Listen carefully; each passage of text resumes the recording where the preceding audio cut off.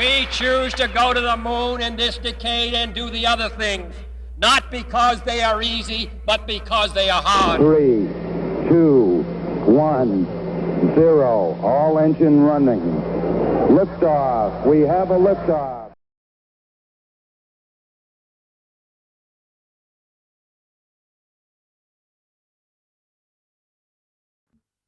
My job takes me to the most incredible construction projects on the planet. But today, I'm going behind the scenes of man's exploration of space. With unprecedented access to one of the world's most restricted buildings. Oh, it's the space shuttle. As the space shuttle prepares for one of its last flights ever. NASA is kicking off the boldest mission in its history, Constellation. I'll meet the engineers who are literally reinventing the American space program, aiming to land back on the moon and then head 35 million miles further to the red planet, Mars. Getting there means surviving one of the harshest environments ever encountered, space. Right now, workers are erecting two of the tallest rockets ever. So I'm now inside an Aries rocket. While astronauts train for the most expensive construction project in history. They're doing construction. That is correct. I mean, they're building the space station. That is correct. And test drive a vehicle built to explore the unknown. Is this Mars? This is Mars. And if they can pull it off, That was it. It worked just as planned. then the dream of exploring new worlds is about to become reality. Ignition. We have ignition. We have liftoff.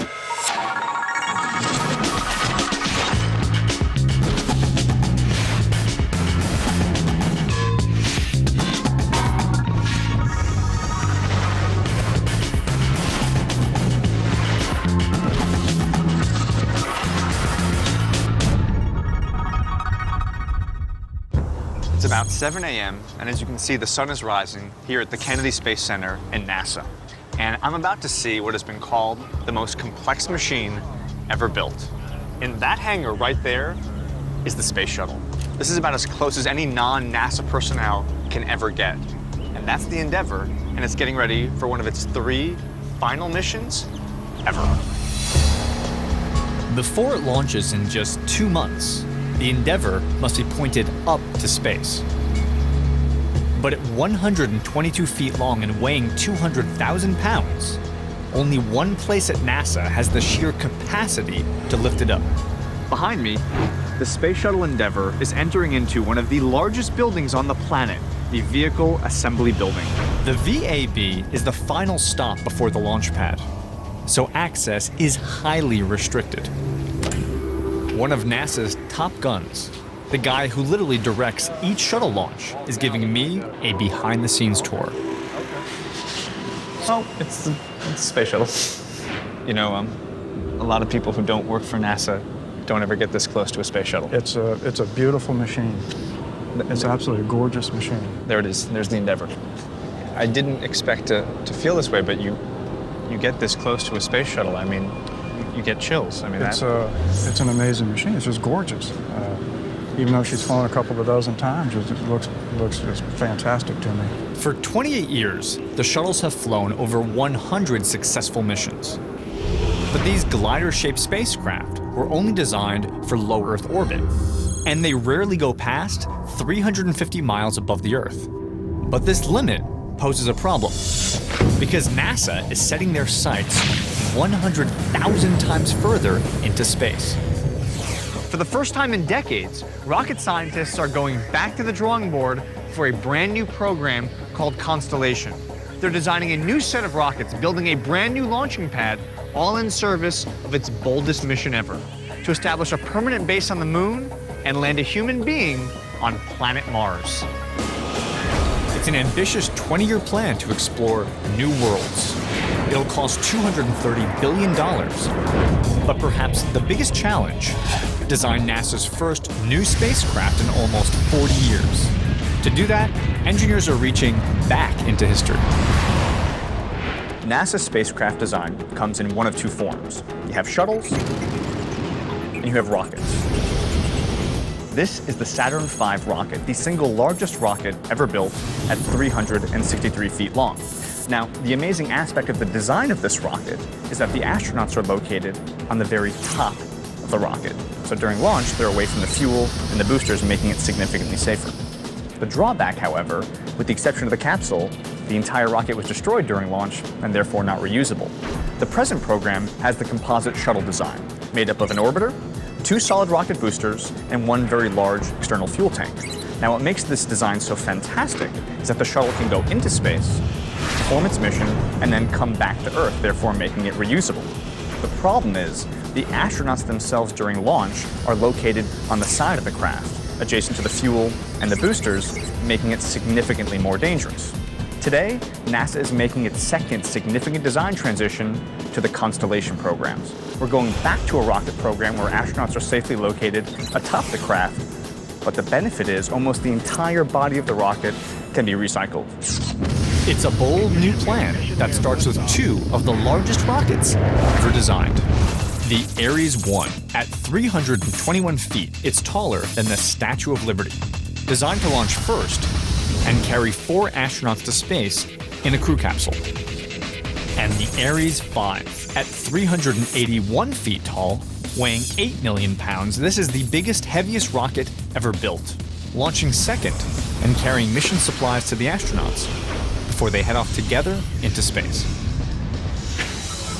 The very first pieces of this new space program are under construction right now in the VAB, a prototype called the Aries 1X that's launching in just 4 months. So let me get this straight. The rocket you're building right here, this is not going to have man or women in it. This is actually a gigantic model rocket. It's you can look at it that way. We have about 800 sensors on it, and we'll be getting vibration data, getting aero data, thermal data to understand how does the rocket fly. That way we can put in design decisions to Aries 1 and make it fly safer. To anticipate how the real Aries will fly, this test version has the exact same shape, but without the cargo inside, it won't have the same weight. So the shape of this thing has to be identical to the actual rocket you plan to fly. What about the weight? How do you match the weight? We're using steel upper stage simulators. So, I mean, you're shooting up a steel rocket? Yeah. What would it be on the actual rocket? The inner stage portion is going to be likely aluminum lithium, and that's about the thickness of a Coke can. So you're going from half-inch thick solid steel plate to aluminum that is the thickness of a Coke can. Roughly, yes. We want it as light as possible because that way you can get more mass up. And instead, you're doing the opposite. When all 6 of these segments are stacked, they'll create a rocket 327 feet tall. And right now, we are in the upper stage. So I'm now inside an Aries rocket. You are inside what would be a liquid oxygen tank. Since the prototype will be empty, this tank won't hold any fuel.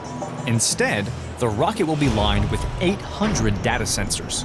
Because in reality, you can do a computer model, you can do a wind tunnel test, but no one's ever flown a rocket of this shape, of this size before. You can model that all you want, but at the end of the day, you really got to go fly it to make sure you understand it. This is really going back in time in many ways to where NASA started. It is. We're building a moon rocket again. This is the first step to going back to the moon. It's been almost 40 years since a human last walked on the moon, and when they did, it was with unpressurized open-air buggies, with only 7 hours of oxygen. They were limited to roaming less than 5 miles in any direction. This time, the goal is much larger: to spend months exploring thousands of miles of lunar surface. Coming up, training on Earth for the most difficult construction project in history, 250 miles in space.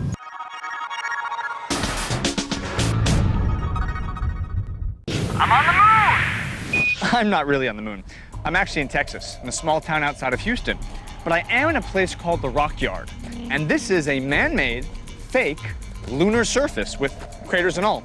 Now, why build a fake lunar surface? Well, it's the only place to really accurately test that thing right there. The Lunar Electric Rover. This is going to be our car on the moon. Danny, good to see you. Good to meet you. All right. Mike, you're an astronaut. That's right. You've been to space. 4 times. So, Mike, this is more than just a way to drive around the moon. Absolutely. This is a place to live as well. It's a place to live, and the plan is to do long-term human occupation of the moon, so we learn how to live and work on a planetary surface.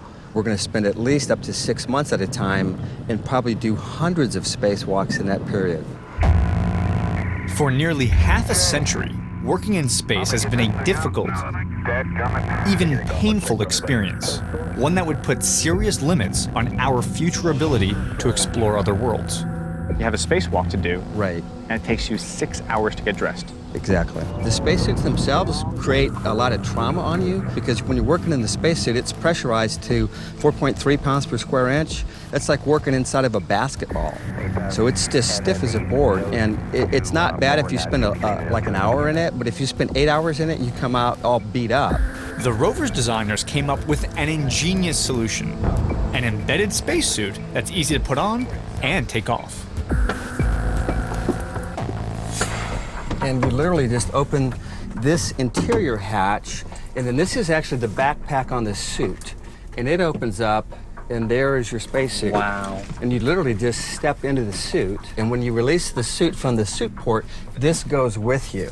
With the spacesuit's step-in entryway, it will take a fraction of the normal 6 hours to get ready for a spacewalk. The huge innovation is being able to get from this comfortable area in my t-shirt and my jeans Right. into a spacesuit in 10 minutes flat. Exactly. There is even an option to view terrain without ever stepping outside. So I'm sitting here, not but 2 inches from a lunar rock. And if I like this thing, what, within 10 minutes I'm outside. Exactly. This is a crazy experience. This is an absurd, weird, perceptual moment. Mike, you invented one of the weirdest things I've ever been a part of. Thank you. To handle tough, otherworldly terrain, designers gave the rover 10 times the torque of a military Humvee. Here she goes. We're going in. Now we're going into the crater. We're going into the crater. Here we go. That is incredible. So this thing's got some traction. It does. Despite all of its power, the rover tops out at a whopping 12 miles per hour, which is fine for me. Here we go. Seatbelt it? Yep. Okay. Yep. Here we go. And we're cruising. So for the past 30 years, NASA's been going in low Earth's orbit in the shuttle. Done a lot of amazing work, built a space station, but now we're going to go further. You're trying to press onto the moon and potentially even onto Mars. That's right. That's the ultimate goal. So if we build this family of rockets between the Aries 1 and the Aries 5, we're trying to look long term, and we don't want to limit ourselves how far we can go. You see, it's not enough to build a new set of rockets that can fly 35 million miles to Mars. The bigger challenge is preparing human beings to survive the trip. I'm at the NBL, the Neutral Buoyancy Lab, and this is the single largest interior swimming pool on planet Earth. 102 feet wide, 202 feet long, and 40 feet deep. But this pool has nothing to do with swimming. This pool is where astronauts train how to be in space. The NBL is NASA's primary training ground here on Earth for its permanent habitat up in orbit, the International Space Station. And that is where these astronauts will be going on a mission that launches in just months. So how close is it to that zero-G environment once you'll be down there? That's spot on, except for you don't have divers and water up there. The NBL's lack of oxygen simulates the airless vacuum of outer space. So for these astronauts, spacesuits are mandatory. What you're looking at right there is a real pressurized spacesuit. That's not a mock-up suit. That's the actual spacesuit he'll be using in 2 months up in the space station. My God, it's like stuff on a sausage. I mean, it's a tight fit. Yeah, it's very uncomfortable. Okay, so he's now in his suit. Yes. What's he feeling on his body? He's just chilling right now. That doesn't look like chilling in any way that I've ever done before. So they are. It's getting picked up on the crane and going up and into the pool. And this is intense. This is one of their last training missions before they're going to go into space and work on the space station. There he goes. They're there. They're in the water. Dude, I just got a high five from Danny. It's pretty awesome. This training exercise is not just about simulating weightlessness. These astronauts have a much tougher task waiting for them up in space. So what I find fascinating is when they go up there, they're not just doing scientific experiments and research, they're doing construction. That is correct. I mean, they're building the space station. That is correct. The shuttle crews these days, that's their primary function currently, is to actually take up new pieces of station or replacement parts for maintenance and building the station. Because even after 10 years of labor and $157 billion, the space station, the most expensive construction project in history, is still only 80% complete. So when these astronauts arrive in orbit, they will be taking on one of NASA's most dangerous jobs: space construction. Up to 8 exhausting hours in a stiff, pressurized suit. Oh, and if you drop a tool, it could be gone forever. And there's no hardware store 250 miles above Earth. So NASA sends a new cargo shipment every 3 months. Every piece of cargo, every tool, any supply those astronauts need get assembled right here in this facility. And today, we're going to find out how you send cargo from planet Earth up to outer space. Because the space station is a sealed environment, any debris that makes it to orbit will stay on board forever. So we have to wear these full-body clean suits. Gear that flies into space rides in the space station's equivalent of a moving van. The unit is called the MPLM, the Multi-Purpose Logistics Module. So this is the inside Absolutely. of the module going to space. That is correct. I gotta admit, this looks very spacey. Can we go inside? Absolutely. So like sometimes when I send packages, I put like, like glass, very breakable, handle with care. Right. Always gets broken. You should let us pack. Yeah. I mean, it's basically, you have the most hardcore handle with care, fragile sign in the world. Absolutely. Because we can guarantee you one thing, it will be a rough ride. In fact, no package on Earth has a rougher ride. The launch creates a 188 decibel shockwave that could tear the spaceship apart. Then, the flight. 8.5 minutes of pure acceleration to over 17,000 miles per hour. Survive that ride, and you enter the most inhospitable environment known to mankind. Space. So Ken, just to be clear, when this thing's docked to the space station, this is outside in outer space. Yes, sir. Space is very hostile. There's orbital debris, hypervelocity, high-speed items flying through space. You need to protect it. The MPLM, attached to the space station in low Earth orbit, 250 miles above the Earth, is under constant attack by tiny rock and metal meteorites and pieces of man-made junk, all traveling almost 20,000 miles an hour. So for example, it got nailed right there. That was a pretty significant strike. So a burn mark that significant was made from something the size of a granule of sand. Yes, sir.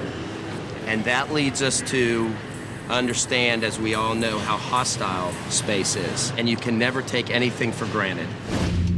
Even getting a decent night's sleep is a challenge on the space station, because there's no gravity to hold an astronaut down, and there's even less privacy. So engineers designed a special sleeping pod, 55 cubic feet in volume, about the size of a shower stall, called the crew quarters. And today, it's being cleaned before it heads up into space. Jim, tell me something. How come I have a hairnet on and you have a significantly more elaborate getup? If you have facial hair, then you have to wear something that covers your beard or your mustache. So even the possible rogue mustache hair off your mustache could potentially contaminate this piece of equipment. That's correct. So, Chip, to the naked eye, as I look at the top of this, I mean, it looks relatively clean. Well, let's turn the light on and take a look and see what we see. That's amazing. You can see how much it jumps out at you. We actually have quite a bit of cleaning to do. That's true. Oh, look, I found some. So, guys, what we found here, this is more than dust or more than fibers. This is metallic material, right? I can only imagine if you got something like that in your eye up there. The first node mission, the first astronaut in, actually got a piece of metal shaving in his eye, and they were able to to take it out, but that could have been a mission ending. Because of a few microscopic particles of metal shavings. That's correct. The now freshly clean bedroom pod has arrived at the RID, the rack insertion device. We're taking this bedroom and attaching it right here. This is actually the crane, as you can see. You come down here, has a long mechanical arm attached to that housing.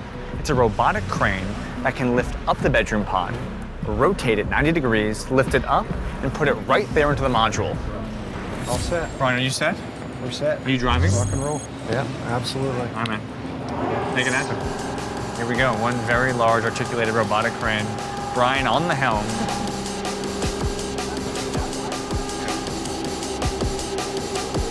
Are we in high speed now? We're in high. Yeah. We are in high speed. High, slow. High, slow. At NASA, slow and steady is how they work. So we'll do this lift for you guys at TV speed.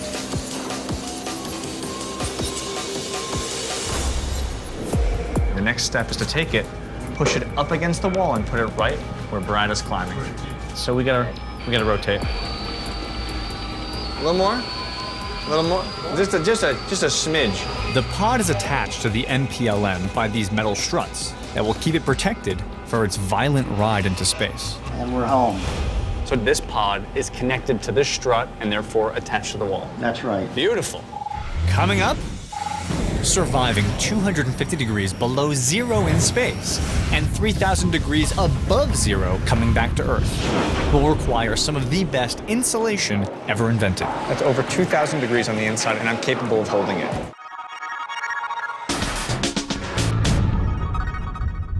NASA is working to fulfill its long-standing dream of putting a man or a woman on the surface of planet Mars. Now, to do that, the first stop along the way is to get to the moon. Now, to give you a sense of perspective, the moon is located 240,000 miles from planet Earth. In a rocket ship, it takes about 3 to 4 days to get there. Now, if we zoom out for a minute, planet Mars is located 35 million miles from planet Earth, taking that 4-day journey and extending it to over 9 months. So they're far away. That's a challenge. But beyond that, we're talking about a moving target. Both the planet Earth and Mars rotate around the sun at different speeds. So NASA has to aim its rocket not at where Mars is located today, but rather where Mars will be located 9 months in the future. And that is why they call it rocket science. While scientists build the next NASA rockets, they'll still be designing the most important component of all, the Orion crew capsule. A 700 cubic foot ship where the astronauts will live and work during the treacherous journey to Mars and back. But before they start fabricating the thing out of carbon fiber and aluminum, which cost a ton, they have to test it. Every curve, every shape, every form.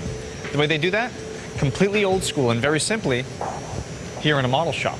Tell me about what you guys are modeling, because you have foam core and glue sticks and glue guns and X-Acto blades. I mean, this looks to me like you guys are making, old school models here. Yes. What these guys are doing is they're cutting the piece that fits right here in this model, and we're building it on a foam board. And quite literally, you are trying to design what shape these windows will take on this craft right here. Yes. Astronauts look through windows while docking with other spacecraft, so they want the best visibility possible. So, if I understand this, the astronauts love this. They love this. They love this. They want huge panoramic views, big panes of glass. They want to see everything. Yes. Why is that a problem?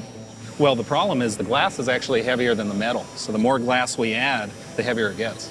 And that becomes a problem for launch and then re-entry. So your job is actually to get them maximum visibility, but make it as light as possible. Yes. Okay, Danny, you're cutting this piece right here. It wraps right around the outside of the window. Got it. So basically it's... Cut on the line. Cut in the line. Can't this stuff all be automated, done on the computer, maybe more efficiently? Well, that's expensive.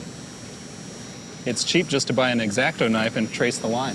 So basically, despite the technology, despite the budget of NASA even, this is just simple, fast, and inexpensive. So should we install something? Yeah.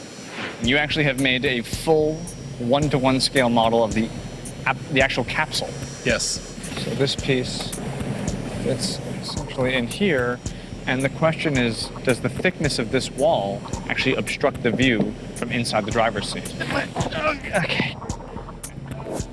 Okay, so here we are.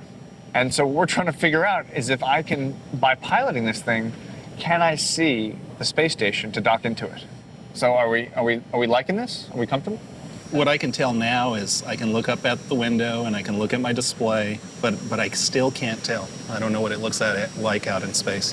This is still unconclusive. It's unconclusive. More testing. More testing. What? So you've built now another full-scale mock-up. Yes. Except this one has actual screens, actual piloting sticks. So this is how we'll ultimately find out if that piece of steel in that window will block our view when we're docking this thing. Yeah, take a seat. All right, so we're now strapped in, got my piloting sticks, and we're taking off. There we are, leaving Kennedy Space Center, leaving Earth, and now we're in outer space. Look at that. That's Earth. The actual shape of this window, the thickness of that steel, the way this glass works, this is what the astronauts will literally see. The simulator helps test the Orion's windows during difficult tasks like docking with the space station. So we are now in front of the ISS. But right now, I need to dock by actually using my eyes. Use your eyes and give us forward thrust. It actually is incredibly difficult to see the docking pole. Yes, it is very tough. And then now you can see the piece that you actually cut, how it's blocking the field of view. It is a little bit, isn't it? How are we looking? Almost perfect alignment. You're 10 feet away. Oh, we're right there. We're right there. 5 feet. We're right there. There you go. And we're in. We are docked. And the question is, during that parking job, did that piece of metal in this window provide me enough visibility? I don't know. Did it? I don't know. It was hard. So we're going to go back to the drawing board. It's amazing. I'm going to go fly us home. Okay. But even flying home to Earth will present the Orion with one of its most difficult challenges: surviving the 3,000-degree re-entry through the Earth's atmosphere. It's a battle the space shuttle has been fighting for nearly 30 years. The NASA orbiter is designed to take on an amazing range in temperature, from negative 250 degrees in outer space to over 3,000 degrees Fahrenheit when it re-enters the Earth's atmosphere. The shuttle's first line of defense is a thermal protection system. The key element? 24,000 tiles. Why are there tiles on the shuttle? The tiles are necessary to protect the orbital vehicle from the extremes of temperature it sees during the ascent to orbit, and also, most importantly, the re-entry from orbit. When the shuttle hits the Earth's atmosphere, traveling at 17,500 miles per hour, the craft compresses the air in its path, heating it to 3,000 degrees, enough to melt metal. To keep the shuttle from melting, these tiles act like an enormous thermal shield, thanks to their material composition.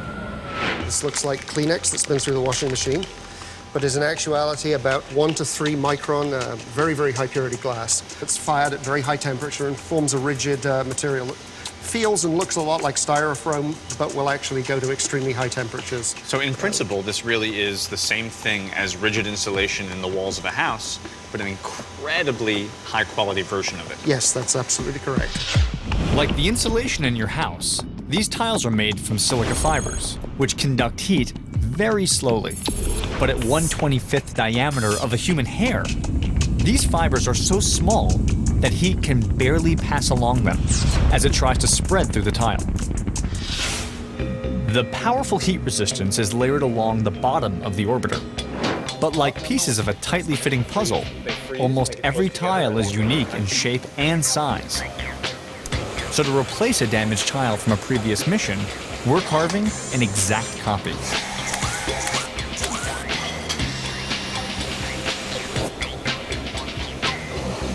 So what was once a larger billet has been whittled down to the exact shape of the tile. That's correct. And now what do we do with this tile now? We take it through and we apply the borosilicate glass coating to it. 13 layers of ceramic paint will cover the foam tile and seal it from damage. And now I'm going to put this tile right here, and that tile is going to stay here for the next 3 hours, where that glass coating is going to dry. And then when it's ready, we're going to take it, put it into a kiln, and fire it to 2,000 degrees.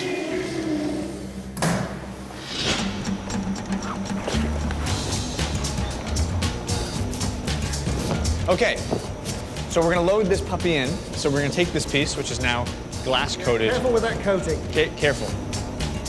How can anyone be careful or dexterous when they're wearing Andre the Giant's gloves? I mean, seriously.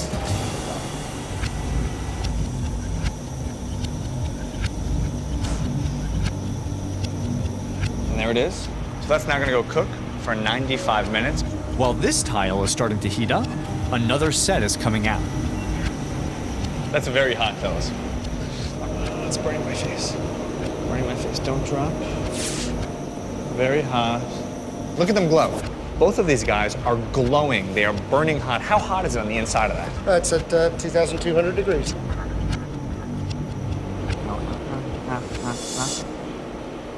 Unbelievable. Look at that. That's over 2,000 degrees on the inside. It just came out of the oven, and I'm capable of holding it.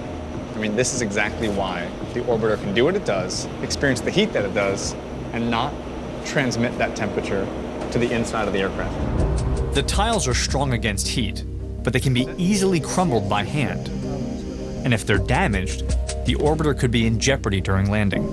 And there it is, an actual shuttle tile. From an incredibly careful process, this specific unique tile has been cut, molded, painted, cooked, waterproofed, checked, shaped, finally marked. Ready to be installed on the vehicle. So the next stop for this tile, outer space. The NASA Space Shuttle will be officially retired in 2010. But the new Aries rocket program is not going to be ready until 2015, meaning there's going to be a 5-year window when NASA has no way to get their astronauts up to the space station, which is a problem. However, there might be a solution. Located just 3 miles away from Kennedy Space Center, a private company called SpaceX is answering NASA's call for help. With a rocket that will deliver cargo and maybe even astronauts to the International Space Station. So you will be the first ever private company to act as a shuttle service for NASA's astronauts. That's correct. Now, if they didn't use your rockets, the alternative would be to go to Russia? Right, which currently is a very expensive option. Russia would charge NASA a whopping $50 million to send astronauts up to the space station on their Soyuz rockets. But SpaceX thinks they can do it for less than half the cost by keeping their operations efficient and their launch pad simple. Now, Brian, having been to NASA, this doesn't look like your typical launch pad. No, we've taken this down to what we call a clean pad concept. So instead of having a big launch tower, that huge rotating service building that you see at NASA, all that infrastructure is gone. Instead, you're going to have an empty pad, do all your processing in the hangar, roll out in a matter of hours, go vertical and launch. So this is kind of like, this is like a lean and mean operation. It is definitely a lean and mean operation. One of the most critical tasks that SpaceX must accomplish before launch is to fuel the rocket. And they have a plan to do it in less than an hour. That sphere behind me is called the LOX tank, and it contains very, very cold liquid oxygen, one of the key elements in powering the rocket. Now, here at SpaceX, they claim they can power up their rocket in 30 minutes flat. To do that, they have to get 1,900 gallons a minute of this liquid oxygen from here over to the launch pad. To power that, they have some very, very large cable. Unfortunately, not all the cable is this conveniently located. The power to pump the fuel from the liquid oxygen tank to the rocket comes from a substation on the other side of the pad. But those power cables are directly in the path of the rocket's 2,000-degree flames during launch. So in order to protect them, we actually have to bury them. So the distance from the LOX tank to the launch pad is so great, the wire is so heavy that to have to pull it all the way from A to B would just be untenable. Yes. So just we cut it. And meet in the middle. Correct. And unfortunately, that middle that you're referring to looks horrible.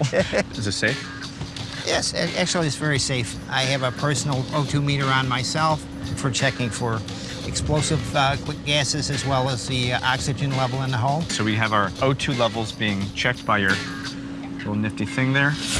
Oh, you go down first. All right, Brian. Tell me if it's safe. Great. Hey, Brian, check the O2 meter. How are you feeling? Very good. 20.9. What is it now, Brian? Same thing. Sounds good. Coming down, Brian. Oh my God, this looks like a scene from The Matrix. Ladder up. So Brian, we're ensconced in wires.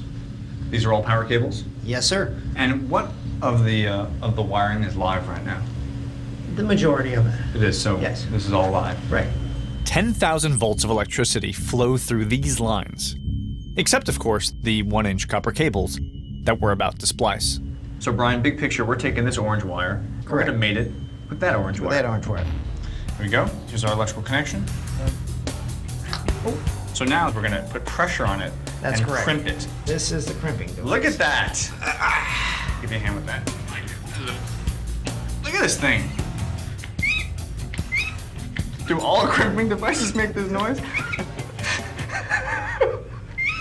I feel like I'm killing you. Small dog.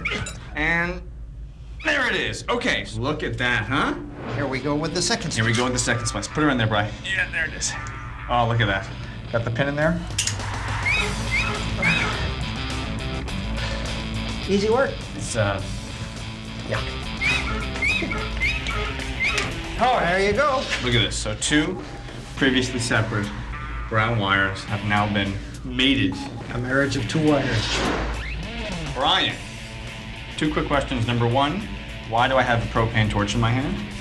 And number 2, how long have you been growing that mustache? About 20 years. That is a good mustache. All right, so what are we doing with the propane torch? Well, basically we're shrinking this shrink sleeving so that it adheres to the wire and seals it from the outside environment. Because this underground chamber sits in a low-lying wetland, it can easily flood. But the cable must supply power to fuel the rocket, even when fully submerged in water. So to protect them from shorting out? That's what this is all about. Right here. Yep. But using a propane torch in a confined space like this means we'll have to keep a close eye on the oxygen meter. I'm going to turn the torch on, which will then start burning oxygen as I work. That's correct. In addition to that, the tool I'm using is an explosive device. That's correct. I'm in a hole which could potentially have explosive gases. That's correct. That's why we have the meter. It's 0. That's correct. So we're safe. It's all relative, Brian. It's all relative. If you look at the top, you can see it's actually shrinking. Look at that. It's a good seal. It's very good seal. So in your estimation, this splicing is going to be watertight?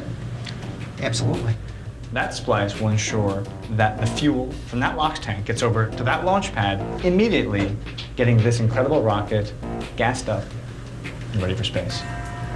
Can we get out of the hole now? We can get out of the hole now. Coming up, I'll find out what it takes Here we go.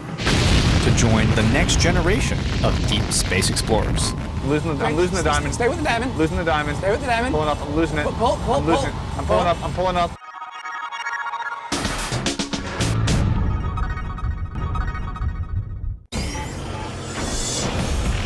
NASA's building new rockets, new launch technology, and new rovers. But the dangerous work of flying into deep space comes down to people. Astronauts willing to take that risk. Having gone to space 4 times. Right. You've orbited Earth. Right. You've helped build the space station. You've gone on spacewalks. Right. But you haven't walked on the surface of the moon. And that was my ultimate goal. And it's humans' destiny is to go out into space. I mean, one day the Earth will not be here, and our future is out there. And each of us takes one small step and one small contribution to the direction of mankind. But the dream of exploring space will mean tremendous sacrifice, like long, difficult trips in a tiny metal capsule. So every astronaut who heads up there has at least 2 years of pre-flight training. So Henry, each of these images on the wall represents a shuttle crew. That's correct.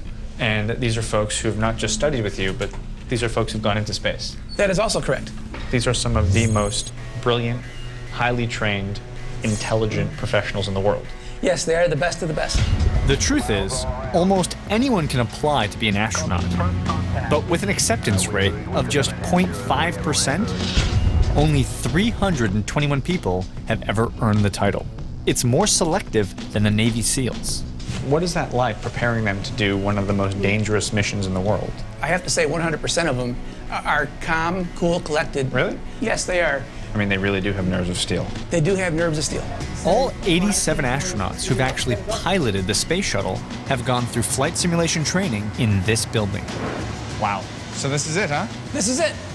This is the motion-based simulator. Now, it's my turn. Everything you see is actual space shuttle hardware. This is flight-ready hardware. This is what is in the space shuttle. You betcha. We're going to put you in the commander's seat. All right, Henry. Strapped in. Ready to go? This is Commander Forster, over. Henry, do I have a shot at being an astronaut, you think? Yeah, you should. Everyone has that shot. Do you see the right stuff in me? I see it. Do you see the potentiality of the right stuff? I see it. It's vivid. The shuttle is the most complex flying machine on Earth, and one of the most challenging to pilot. While it takes about 250 hours of training to fly a standard commercial jet, it takes 4 times as much to fly this thing. We are ready for motion and extended pitch. Pitch on the way. We're going to put ourselves in the actual position, pitched backwards, feet in the air, looking up at the moon. Okay? 10 seconds, here we go. T-minus 10 seconds to lift off. 5, 4, 3, 2, solid rocket boosters going, and... There's lift. And we're going. Oh my God. The shuttle's computer controls 100% of functions during the launch. So other than watching for problems, pilots mainly just hang out for the ride. Can you look at the window? The Earth is getting very small behind me right now. And we're at 40,000 feet. Getting into position now for solid rocket motor separation. Oh! And there it goes. Oh! We are solo. We are solo. That was intense. It was intense. Once they're in orbit, the pilots take over. All right, disengage your autopilot. You ready? I'm ready. I have the stick. Our lives are in your hand. I feel like I have some stuff. It may not be the right stuff, but I definitely have some stuff. You got a lot of stuff. Yeah. During landing, pilots truly test their skills. Because by that point, the orbiter has burned off all of its fuel, which means the engines are useless for the flight home. Instead, the orbiter acts like a glider and relies on natural forces to land. Gravity pulls it back to Earth from space. Inertia keeps it moving as it slows from 17,000 miles an hour. And as it passes through the air-filled atmosphere, friction slows it down. But there's one major drawback to landing this way. If we miss, unlike a commercial airliner, we cannot turn our jets on and take another shot at this. That's right. We have this one shot, and that's it. Copy that. Let's go home. Okay, you're going to see in front of you a square with wings and a rudder. Do you see that? Am I the square? You're the square. Okay, what's the other thing there? The diamond is known as the flight director. So basically, my challenge is to keep the diamond inside of the square? That's correct. You're going to fly the square over toward the diamond and allow that diamond to take you to Kennedy Space Center. Hang on, I gotta get over. I'm losing the diamond. Stay with the diamond. Losing the diamond. Stay with the diamond. You're doing great. Okay, so there's the runway. I see the runway in the distance. There it is. Looking really good. Okay, we got it. Hold it right there. Hold it right there. Here we come. And let it settle in. There she is. Here's the runway. Oh, very nice. And we are down. We're down. That's right. That was a great job. How'd that look? Excellent job. Yeah? You should apply. That's so amazing. Within a year, a new generation of astronauts will begin their training to launch to the moon and Mars. It's a brave new chapter for NASA, and the next giant leap for mankind. This is real pioneering. This is real exploration. Yeah, it really is. It's part of the human psyche to explore. We've done it all of our existence, and NASA's all about exploration. These vehicles are the means to get there and to carry our spirit forward and just go. With the Aries rocket, they want to do the things that you only read about in science fiction.